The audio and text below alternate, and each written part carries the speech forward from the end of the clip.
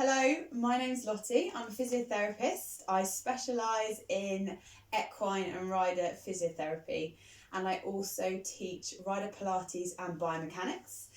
And I thought, given that we're all on lockdown and not out as we normally would be, I thought it'd be a lovely idea if every day I post a different exercise that I would typically use in one of my groups, in one of my classes.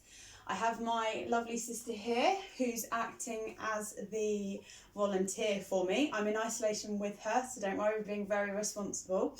So she's going to be volunteering and she's going to be demoing all the exercises, and then I'm going to teach her how to do them. She has no Pilates experience, so it will be a really, really good way of showing you guys what to do with no experience and how you can work through different exercises, how you can get the right muscle isolations, etc. Obviously, if you have any medical history, it would be best for you to contact me before trying to do any of these exercises. So we're going to start firstly with a nice simple exercise, and in fact it's actually just setting up a start position. So we're going to be setting up a standing start position, and I'm going to get Hattie, and I'm just going to talk Hattie through all the different movements to do that. Okay, so the first thing, Hats, what I want you to do, stand facing forwards, bring your feet together for me. Lovely. I want you to turn your toes out to the side, lovely. And then I want you to line your heels up with your toes, okay? So your feet at this point are about hip width apart, yeah? I'm going to just move over slightly. You stay where you are. Pop your hands onto your hips for me. And you're just going to shift your body weight forwards over your toes. Keep the heels down, lovely. And then come back over heels, keeping toes down. And again, forwards over toes, keep heels down. Keep the shoulders nice and tall, so there's no leaning forwards, and we're just moving through the foot. Awesome job. And then I want you to find the midpoint between those two extremes, so we're on the centre of the foot. I want you to stay nice and soft through the knees, so just a slight knee bend there. And again, just pop your hands onto your hips. I'm going to stand facing you now. You stay facing forwards. Now what I want you to imagine is your pelvis is a bucket of water. Okay, now I want you to tip that bucket of water forwards really nice. You're going to spill water through the front of the bucket. And now tip the bucket backwards. Good, so you then spill the water out the back of the bucket. And again, let's come forward, so spill the water forwards. And again, backwards, spilling that water backwards.